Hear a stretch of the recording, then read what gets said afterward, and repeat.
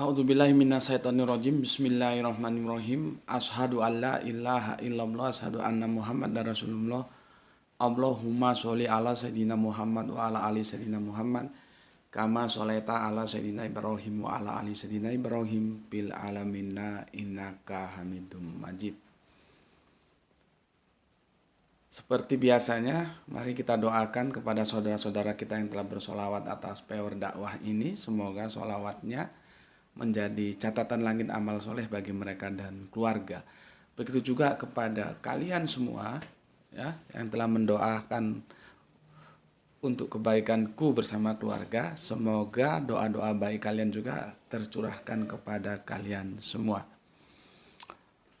Kita akan ngobrol pagi hari ini tentang sebuah peristiwa yang sepertinya dia terus menggelinding bagaikan bola salju ya, yang tidak berhenti, justru semakin membesar.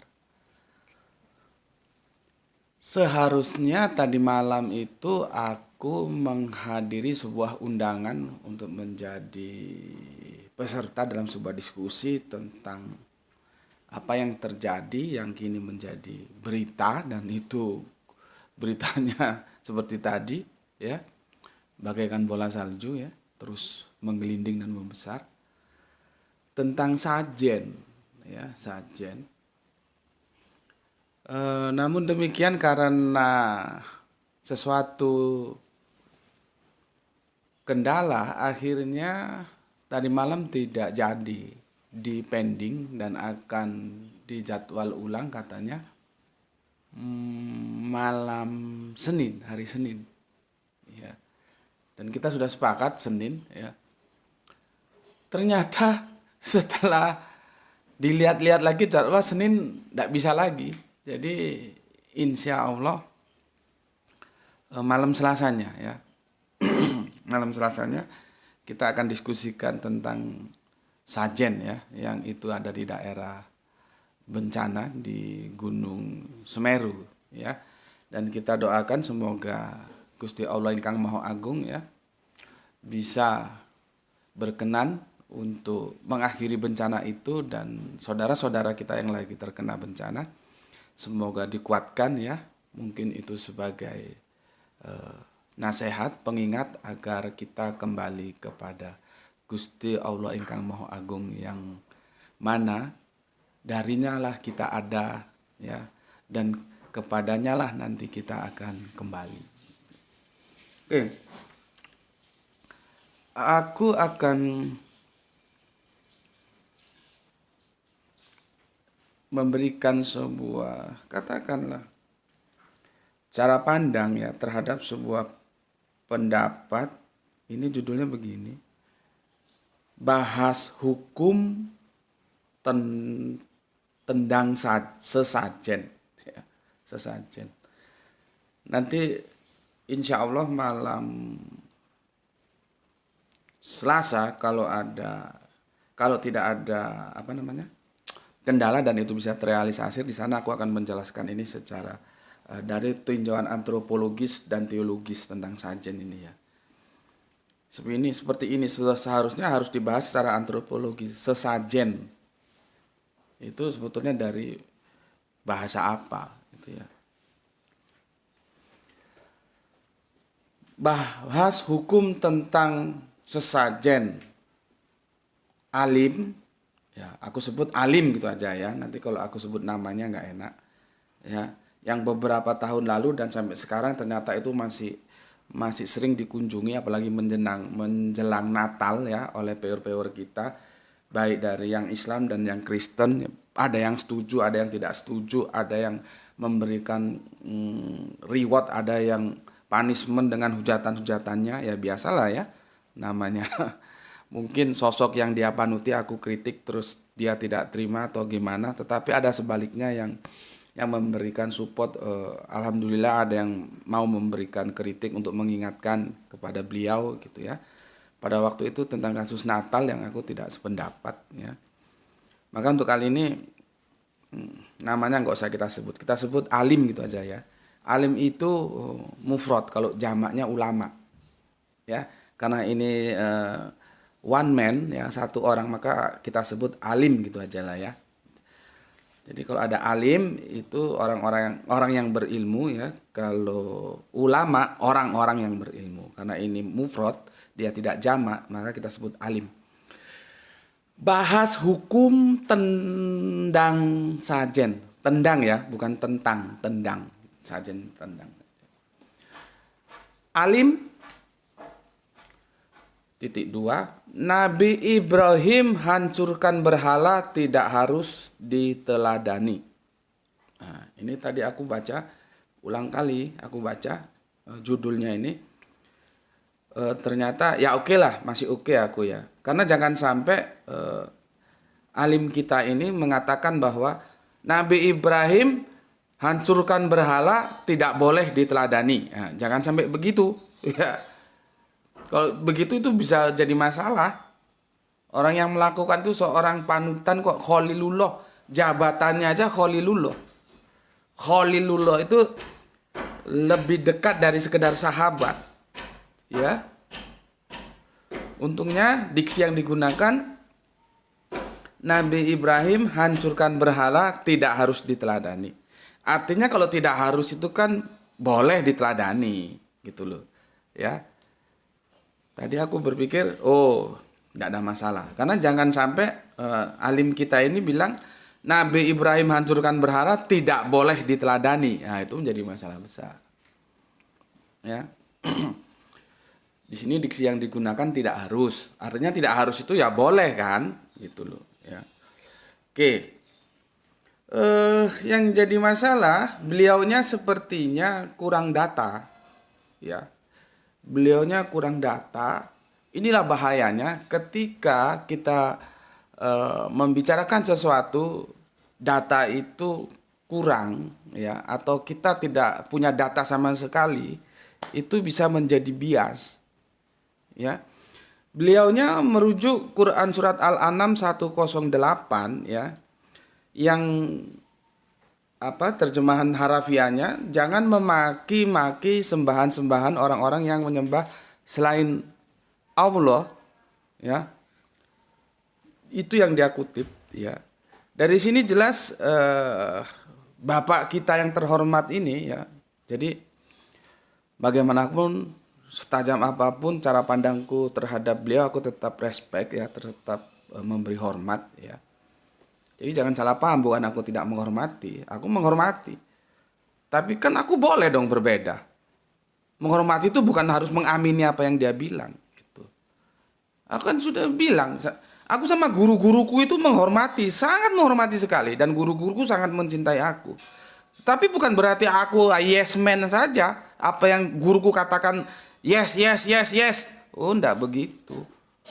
Boleh aku setuju, boleh tidak setuju. Gitu ya. Karena ketika aku mengkritik pendapat beliau tentang Natal, itu juga ada yang tidak paham tentang jalinan kalimat yang aku pakai, bahwa aku katakan aku tetap menghormati beliau. Ya. Beliau juga orang yang mempunyai gelar akademik profesor loh. Ya. Dari segi akademik itu sangat diperhitungkan. Dari segi usia beliau lebih tua, jadi sangat pantas kalau aku menghormati beliau. Tapi kan tidak harus aku mengamini kata-kata beliau semua yang dikatakan aku amini. Gitu. Ini bersifat objektif seperti itu memang susah bagi orang yang tidak terbiasa dengan dialog, dengan berpikir secara akademis gitu loh ya. Sehingga ya perlu dijelaskan berkali-kali. Oke, dalam kali ini beliaunya, alim kita ini itu keliru kalau beliau menukil surat Al-An'am ayat 108 ya. Itu Al-An'am surat 6 ya. Coba aku cari sini, cari di anumu, di Al-Qur'anmu ya, surat nomor 6 108 ya. Kita langsung ke Al-Qur'annya ya, karena ketika di berita itu bisa jadi enggak lengkap dinukil. Ini kita cari yang lengkap ya, supaya datanya lebih valid. Dan janganlah kamu memaki sesembahan yang mereka sembah selain Allah. karena mereka nanti akan memaki Allah dengan melampaui batas tanpa dasar pengetahuan. Demikianlah kami jadikan setiap umat menganggap baik pekerjaan mereka. Kemudian kepada, ini terjemahannya Tuhan ini. Kemudian kepada Rob tempat kembali mereka, lalu dia akan memberitahukan kepada mereka apa yang telah mereka kerjakan. Sang alim ini salah pasang ayat. Ayat ini kan digunakan apabila terjadi sebuah polemik ya, eksternal agama. Dulu. Misalkan Islam dengan Hindu. Nah, ini juga yang insya Allah malam Selasa nanti mau kita duduk perkarakan. Jangan sampai kasus ini terus menjadi ketidaknyamanan antara Hindu dan Islam. Tidak begitu masalahnya. Ya. Tidak begitu. Seperti ini, ayat yang digunakan, yang dinukil oleh Pak Alim ini, ya, dia salah nukil. Surat Al-An'am 108 itu terjadi bila eksternal agama yang sesembahannya itu beda. Gitu loh. Sepertinya beliaunya itu sudah mempunyai sebuah pemahaman yang terjadi di Gunung Semeru itu adalah peristiwa eksternal agama. Itu loh, beliau kurang data. Seharusnya ditanyakan dulu itu internal, karena di dalam internal agama sendiri itu bisa terjadi perbedaan pemahaman karena tingkat pendidikan lah, status sosial lah, sosiologis, kebudayaan yang berbeda lah, itu bisa-bisa saja. Ya, jadi kalau ayat ini yang dipakai itu salah. Sama saja ketika orang sakit mata kita kasih obat perut, dia tidak sembuh, atau sakit perut kita kasih obat mata, tidak sembuh. Ya. Masalahnya ini sudah terpublis, ya, karena itu di media sosial, dan orang nanti akan tergiring. Ini terjadi, katakanlah polemik antara satu agama dengan agama yang lain. Coba dicek dulu lah, apakah itu terjadi antara satu agama atau dengan agama, atau internal agama itu sendiri. Ya. Sejauh ya informasi yang aku terima itu terjadi di internal Islam. Lah kok ayat ini yang dipakai gimana? Kan jadinya kalau orang tidak tahu menjadi sebuah pembenaran bahwa itu terjadi antara Islam dan Hindu gitu. Apalagi dari Hindu sudah ada tuntutan, kan jadi nggak bisa terselesaikan dengan baik. Sebuah urusan yang sebetulnya tidak masalah menjadi masalah. Ya, itu yang aku baca dari sebuah media, ya, media berita, ya. Jadi salah. Seharusnya kumpulkan data dulu, itu terjadinya itu di internal agama atau eksternal agama gitu, ya. Oke, itu mukadimah kita di pagi hari ini, ya, dan menunjukkan seperti yang aku bilang tadi, memang peristiwa ini semakin menjadi bola salju. Barang kan alim sekelas beliau aja harus turun tangan berkomentar, ya. Ini kan beliau kan sudah termasuk tokoh, ya, orang sudah melahirkan tafsir juga kok, ya. Oke, jadi sekali lagi aku katakan, dalam hal ini mungkin beliaunya kurang data sehingga salah ketika mengambil ayat sebagai argumentasi untuk menyampaikan pendapatnya, ya. Oke, selanjutnya begini loh, ya. Kita sibuk tentang sajen, ya. Kita sibuk tentang sajen. Dan sampai sekarang masalahnya itu juga Meskipun sudah ada yang mengatakan bahwa seharusnya itu dihentikan lah ya. Kalau menurut aku sih tidak harus dihentikan juga, boleh dilanjutkan. Cuman domainnya jangan dibawa ke hukum positif. Karena ini teologis murni gitu loh. Serahkan saja karena ini internal Islam, serahkan saja ke MUI ya. Ini bukan Islam dan Hindu loh ya, atau bukan Islam dengan yang lain, bukan loh ya.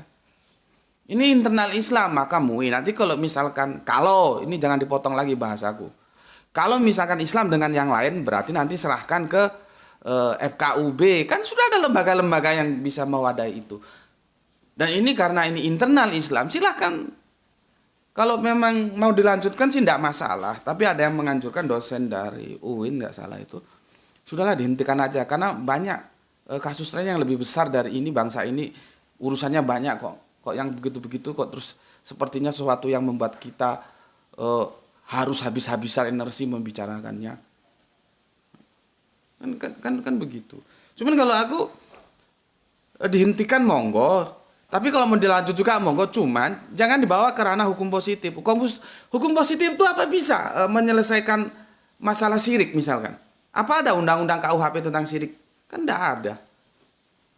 Tidak terjangkau. Nanti yang digunakan ya hukum-hukum karet. Penistaan, terus pencemaran apa gitu, membuat orang tidak nyaman apalah gitu kan. Jadi itu pasal karet. Jadi tidak masuk ke substansi, akhirnya ya tidak menyelesaikan masalah. Gitu loh ya. Masalahnya itu nanti akan terselesaikan ya karena ada kekuasaan yang memaksa. Gitu. Ya. Seperti surat Al-Anbiya itu. Ya. Sebetulnya kan itu kita harus lihat ya. Ketika Kanjeng Nabi Ibrahim itu menghancurkan patung, itu ayatnya harus dibaca tuntas ya.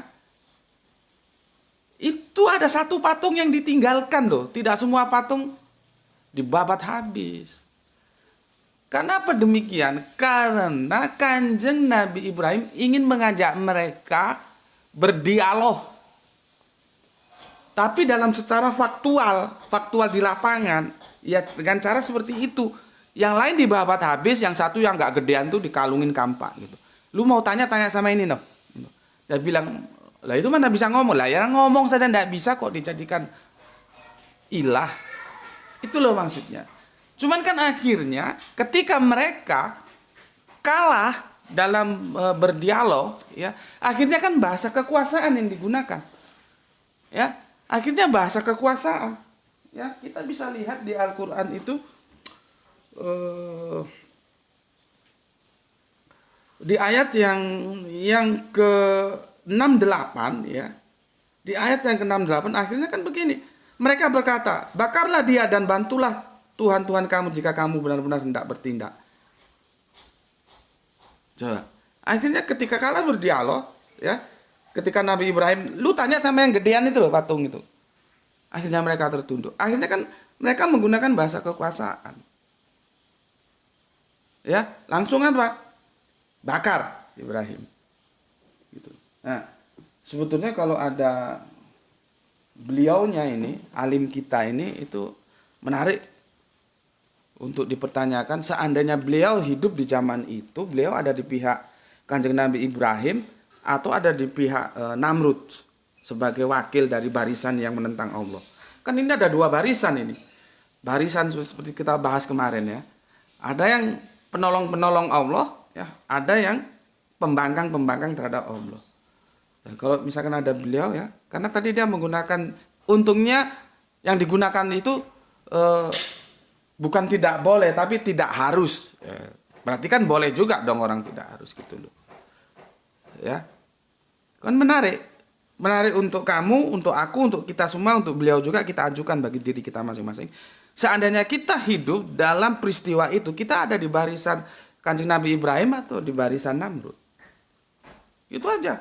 Nurani kita nanti akan berbicara. Karena kalau hukum itu nanti kan bagaimana ya? Kalau pranata yang digunakan sudah salah, akhirnya kan ya salah keputusannya nanti. Gitu. Ya. Oke. Sebetulnya ya sajen itu apa sih sajen itu? Gitu loh ya. Aku tidak akan membahasnya secara tuntas karena dia tidak hadir di ruang hampa. Sajen itu kalau kita tinjau dari sudut kebudayaan, dia tidak hadir di ruang hampa loh ya. Nanti insya Allah malam Selasa, kalau bisa kita siarkan dua channel langsung, tapi kalau tidak bisa nanti aku rekamkan, aku bagikan untuk kalian ya. Ya. Nah, sekarang ngobrol pagi kita ini aku kasih tajuknya itu aku kasih sajen tradisional versus sajen milenial. Ya. Kita sudah hidup di era milenial, di era Android. Ya.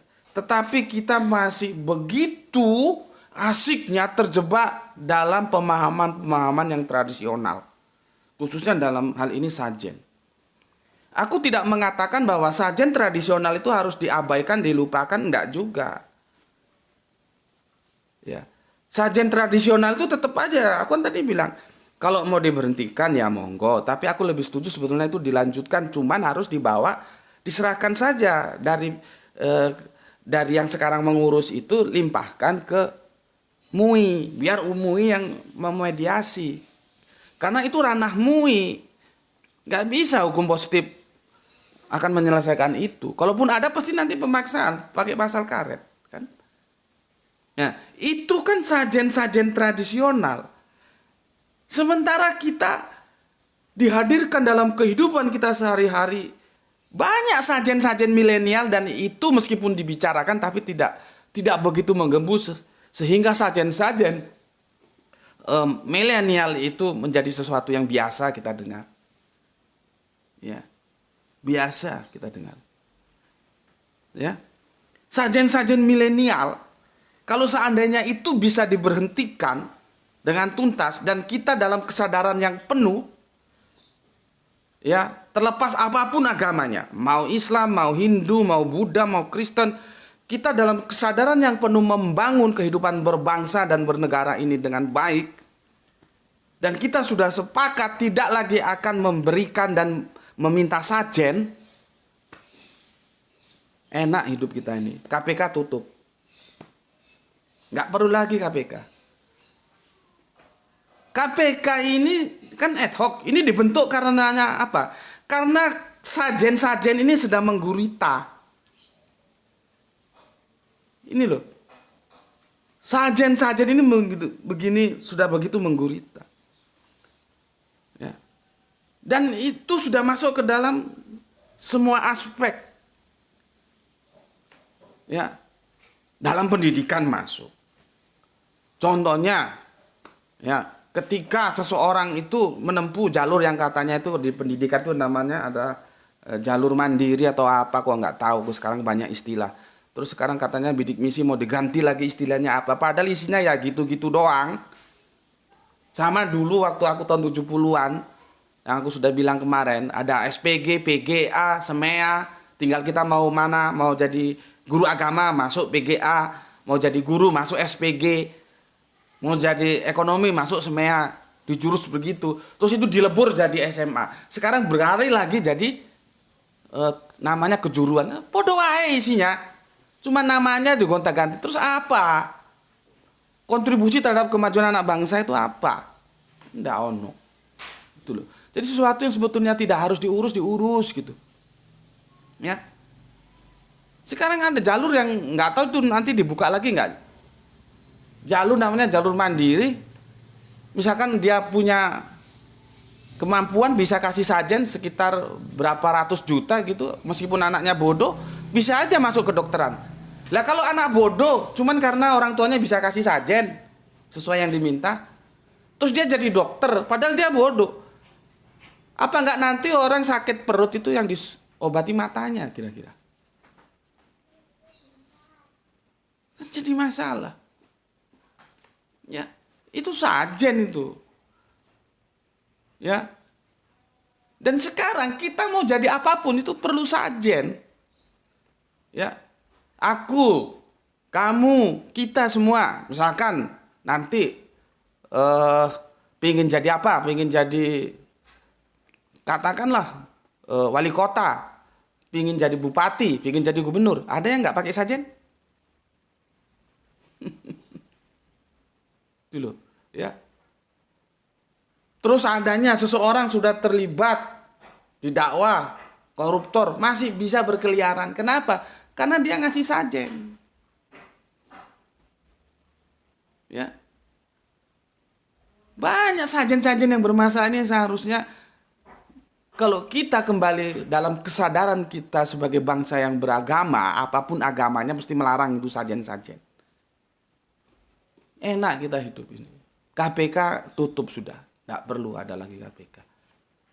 Cuman karena kesadaran itu belum juga, ya akhirnya seperti ini. Ini sajen-sajen milenial ini seharusnya yang harus kita selesaikan supaya kita bisa tegak, bisa berdiri lagi menjadi bangsa yang kuat. Ya. Cuman kalau seseorang naik kekuasaan harus mengeluarkan sajen.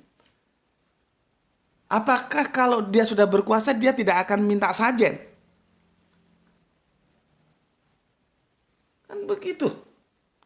Logika politiknya kan begitu. Dulu. Ya. Ya, ini sekarang yang aku mau sampaikan ke kalian. Ketika sajen tradisional itu versus sajen milenial, itu maksudku jangan kita terbuai kepada sajen tradisional. Itu ya perlu diselesaikan, tapi jangan terlalu lah. Ya. Selesaikan secara baik-baik. Sementara sajen milenial ini lebih banyak berkeliaran, ya. Yang ini harus kita selesaikan. Dengan apa? Dengan edukasi, dengan kesadaran. Bagaimana kita beragama, kita menerapkan agama itu dalam kehidupan kita masing-masing. Ya. Sehingga tidak ada lagi, karena sajen itu akhirnya dia bisa mengatur aturan menjadi tidak teratur. Itu bisa karena sajen. Bayangkan dalam sebuah video yang kita terima di WA, mungkin kalian juga menerima seorang tokoh nasional nerima sajen, terekspos videonya, dan itu tenang-tenang saja, Pak. Gimana? Ya, makanya tidak apa ya, tidak begitu heran kita kalau sudah malu itu tidak ada, memang semuanya akan dilakukan.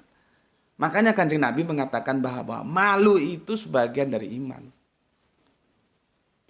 Kalau kita ya mau menerima sajen itu mikir, kira-kira ini Allah ridho nggak aku menerima sajen ini? Gajinya 1 bulan kata-kata kalau dia dosen tuh berapa sekarang ya? Katakanlah 5 juta. Ya 5 juta itu yang harus dia terima, yang boleh dia terima dan halal dia terima. Kalau hal-hal lain itu kan sudah menjadi sajen itu. Sehingga kalau dia membawa pulang take home pay-nya itu di atas 5 juta, katakanlah 7 juta. Yang jadi pertanyaan, yang 2 juta itu sajen dari mana? Ini contoh kecil aja loh ya.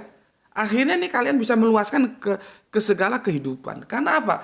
Kita ambil di dunia kontraktor itu lebih bertebaran lagi sajennya itu. Bahkan sajennya itu bukan hanya duit. Bagaimana seorang kontraktor supaya tendernya itu goal, dia kasih sajen terhadap yang membuat kebijakan. Sajennya apa? Bukan hanya duit, apa? Wanita itu disajenkan. Coba. Akhirnya hasil bangunannya gimana? Ya karena sudah sajen menyajen. Yang harusnya semennya itu banyak akhirnya ya dikurangi karena sudah menjadi sajen yang sebagian.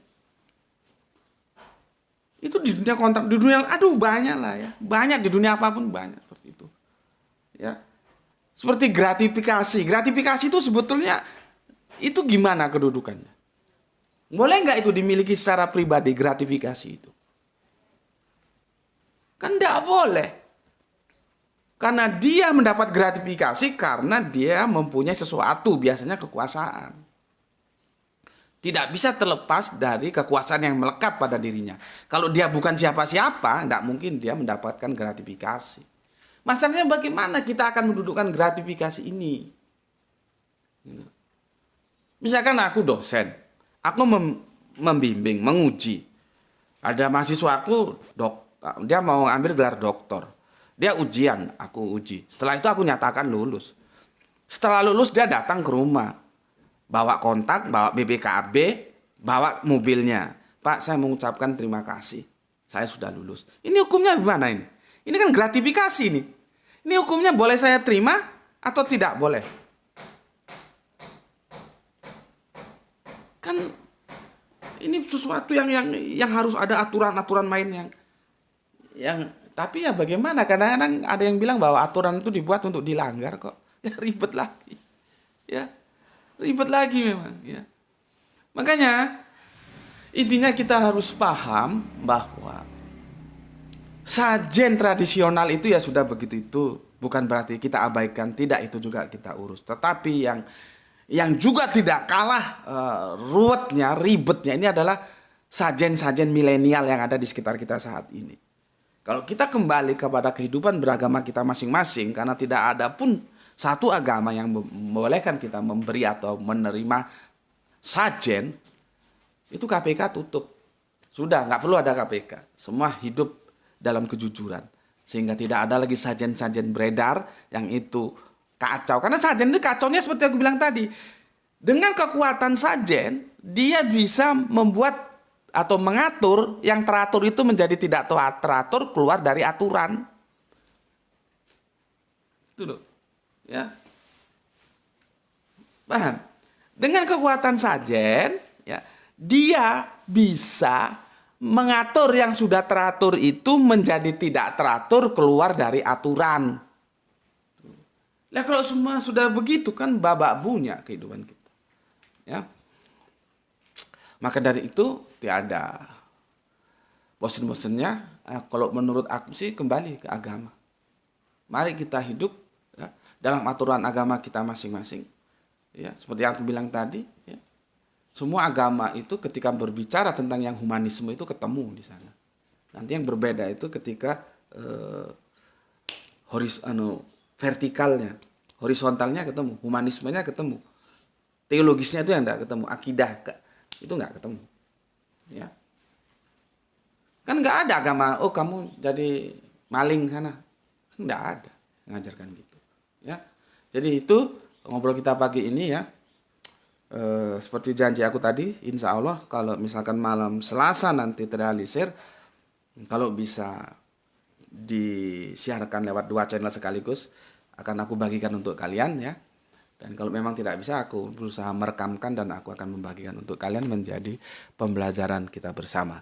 Oke, Ahad, libur, ya, biasanya jalan-jalan bersama keluarga, silahkan, ya, nikmati kenikmatan apa yang bisa kamu lakukan, jalan-jalan bersama keluarga. Tapi ingat, ketika masuk sholat berhentilah, ya, berhentilah. Dan biasanya yang jalan-jalan ini orang-orang yang sudah mapan secara ekonomi, artinya ada mobil pribadi kan lebih enak.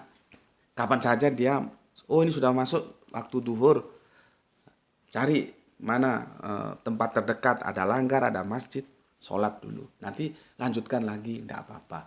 Begitu juga, oh ini sudah masuk asar. Begitu masuk waktu sholat, ya, harus ada waktu yang dialokasikan untuk sholat dulu. Karena sudah jelas dikatakan bahwa sholat itu adalah ibadah yang telah ditentukan waktunya. Kamu baca surat An-Nisa 103, ingatku, ya. Coba kamu lihat. Supaya jangan kamu terlena, waktumu kamu habiskan untuk urusan-urusan duniawimu, ya. Jadi kacau. Ingatku itu An-Nisa 103, kalau enggak 109, ya. Coba kita lihat bareng-bareng, buka anumu. Buka Al-Qur'anmu, ya. Aku takut keliru nanti. Suratnya yang ketiga itu Ali Imran. Keempat. Surat keempat, 103. Nanti kalau nggak 103, 109. Sorry. Untung aku ingat. Ya.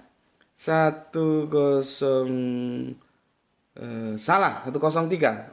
103. 103. Dan suratnya surat keempat, surat An-Nisa, ya. Ya. Ujungnya ya. Ujungnya kalau Arabiyunnya itu kan inna sholata kanat alal mu'minat kitabam mauquta. Kitaban, dikitabkan, dibukukan, ya, ditentukan itu ya. Kalau tasrifnya, bukan tahrib ya, tasrif pemecahan katanya seperti itu. Jadi kalau masuk ke dalam edisi Indonesia menjadi sungguh, ya, sholat itu adalah kewajiban yang telah ditentukan waktunya atas orang-orang yang beriman. Jadi kita terikat oleh waktu. Ketika masuk duhur, apapun kegiatanmu, misalkan kamu sedang jalan-jalan, sedang berlibur di akhir pekan ini ya, Ahad ini ya. Masuk duhur, sholat. Masuk asar, sholat. Setelah duhur, setelah asar selesai, lakukan apa yang kamu lakukan lagi. Ya, itu dari aku. Semoga selalu bahagia bersama keluarga. Bismillahirrahmanirrahim. Alhamdulillahirabbil alamin.